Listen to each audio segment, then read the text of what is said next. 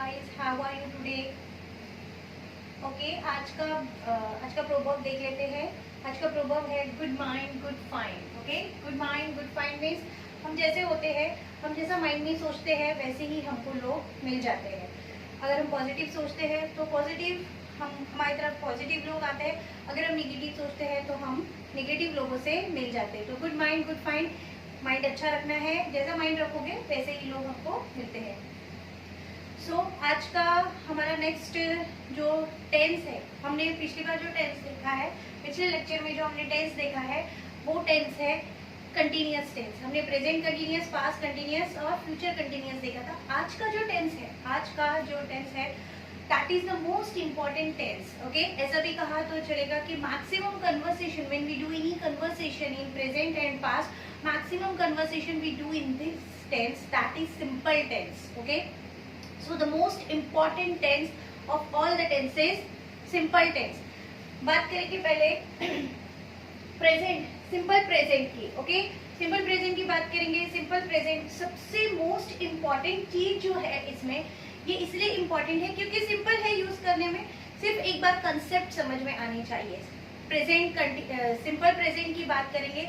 Simple present के helping verb, इसमें सबसे ज्यादा जो इम्पोर्टेंट चीज हमारे लिए मायने रखती है वो होती है हेल्पिंग वर्ब। जो इसके हेल्पिंग वर्ब्स है वो, बिकॉज इसमें जो वर्ब का कॉम्बिनेशन है, हेल्पिंग वर्ब के साथ वर्ब का जो कॉम्बिनेशन है वो डिपेंड करता है कि आप कौन सा हेल्पिंग वर्ब यूज कर रहे हो। ओके, सो हम बात करेंगे सिंपल प्रेजेंट की।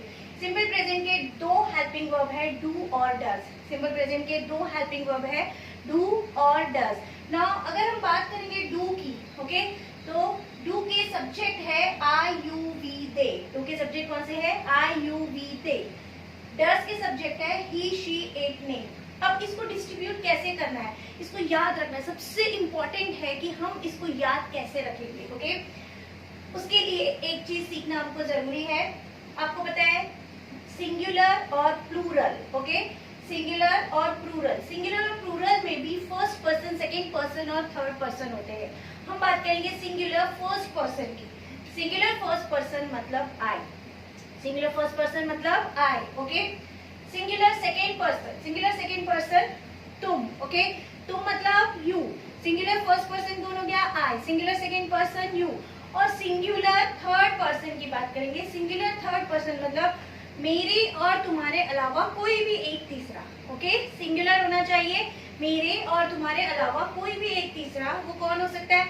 एक लड़का हो सकता है, एक लड़की हो सकती है, एक कोई भी नॉन लिविंग थिंग हो सकती है, कोई भी हो सकता है। एक नाम मतलब एक राम हो सकता है, एक सीता हो सकती है।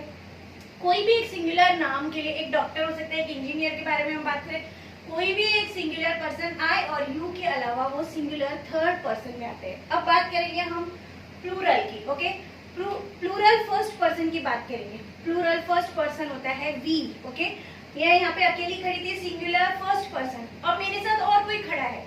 ओके, हम दोनों मतलब वी। ओके, तो प्लूरल फर्स्ट पर्सन कौन हो गया? वी। यू। ओके, यू एक ऐसा वर्ड है, हमने पहले ही पढ़ा है यू के बारे में, बहुत ही इंपॉर्टेंट है। यू एक ऐसा सब्जेक्ट है जो सिंगुलर भी हो सकता है और प्लूरल भी हो सकता है। तो सेकेंड पर्सन जो होता है वो सिंगुलर सेकेंड पर्सन भी यू होता है और प्लूरल सेकेंड पर्सन भी यू होता है। ओके, अब आई और यू सिंगुलर थे, फर्स्ट पर्सन और सेकेंड पर्सन, और उसके अलावा कोई भी और तीसरा सिंगुलर ही शी इट, वो सिंगुलर हो गया। अब प्लूरल की बात करेंगे।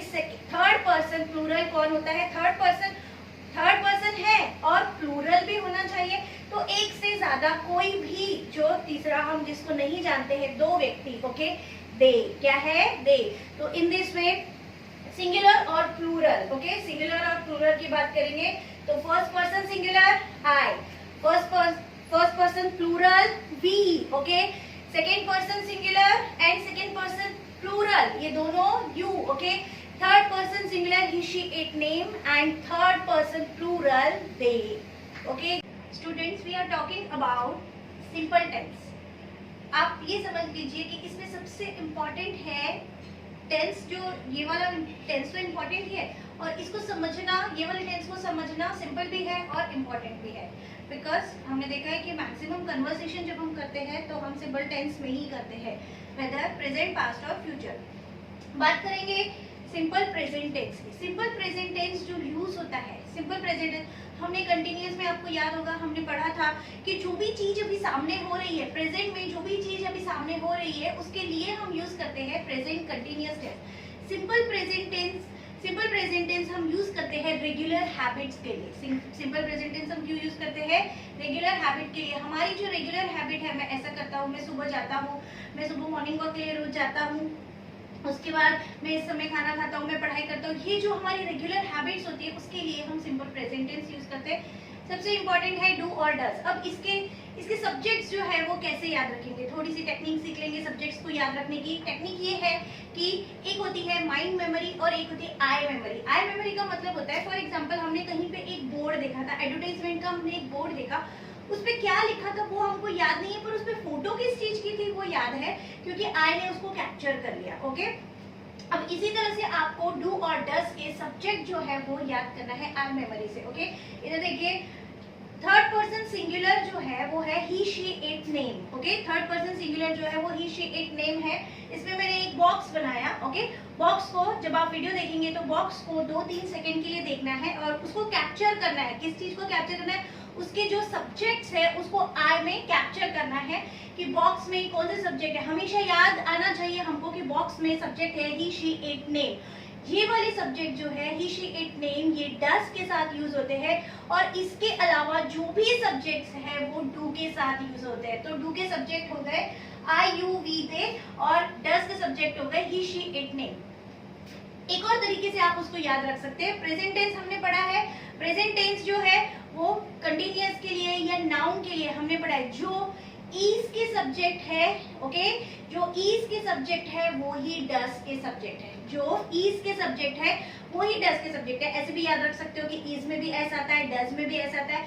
तो ईज के भी सब्जेक्ट है he she it name present tense के, और डज के भी सब्जेक्ट है he she it name. In this way third person singular जो होता है वो डज के साथ लगता है और बाकी सब सब्जेक्ट के साथ डू लगता है। आप ऐसा भी बोल सकते हो आई को छोड़ के सभी प्लूरल है उसके अंदर। ओके, अब हम बात करेंगे कि इसमें वर्ब के फॉर्म्स कौन से यूज होते हैं। सिंपल प्रेजेंट टेंस में वर्ब के 2 फॉर्म्स यूज होते हैं। ओके, सिंपल प्रेजेंट टेंस में वर्ब के 2 फॉर्म यूज होते हैं। पहले हम ये चीज सीखेंगे, पहले हम एक टेक्निक सीखेंगे कि एक वर्ड डू, ओके, डू एक ऐसा वर्ड है जिसके जो कि एज अ हेल्पिंग वर्ब भी यूज होता है और एज अ वर्ब भी यूज होता है। ओके, 2 वर्ड्स और ऐसे हैं जो कि एज अ हेल्पिंग वर्ब भी यूज होते हैं और एज अ वर्ब भी यूज होते हैं। एक है बी और एक है हैव। ओके, उसके अलावा बी और हैव के अलावा एक और ऐसा वर्ड है जो एज अ हेल्पिंग वर्ब, आपको अलग अलग उसको समझना है कि हेल्पिंग वर्ब यानी कि वर्ब एग्रीमेंट। ओके, तो डू एक ऐसा वर्ड है जो एज अ हेल्पिंग वर्ब भी यूज होता है और एज अ वर्ब भी यूज होता है। जब हम उसको प्रेजेंट कर रहे हैं तो हमको मीनिंग तभी समझ में आता है कि जब हम उसको ये समझ पाते हैं कि whether we are using do as a verb or as a helping verb. Okay, listen, अगर do एक verb है तो verb के कितने फॉर्म्स पढ़े हैं हमने? verb के 5 फॉर्म्स पढ़े हैं। ओके, तो do के पहले फॉर्म्स देख लेंगे। do, ओके, सेकेंड फॉर्म है did, थर्ड फॉर्म है डन, फोर्थ फॉर्म है डूइंग और फिफ्थ फॉर्म है डज। ओके, अब आप बताइए कि फर्स्ट फॉर्म में डू आता है, ओके, फर्स्ट फॉर्म में एज अ वर्ब डू आता है और फिफ्थ फॉर्म में एज अ वर्ब डज आता है। तो यहाँ पर हम देख रहे हैं कि डू और does as a helping verb हमने यूज किया है। ओके, डू और does as a helping verb. तो डू का फॉर्म हो गया V1 और डज का फॉर्म हो गया V5। ओके, डू का फॉर्म क्या हो गया? V1 और डज का फॉर्म हो गया V5। ओके, इसीलिए जिस फॉर्म में हम हेल्पिंग वर्ब यूज कर रहे हैं डू और डज, यानी V1 में और V5 में, वही वाले वर्ब के फॉर्म भी इसमें यूज होते हैं। ओके,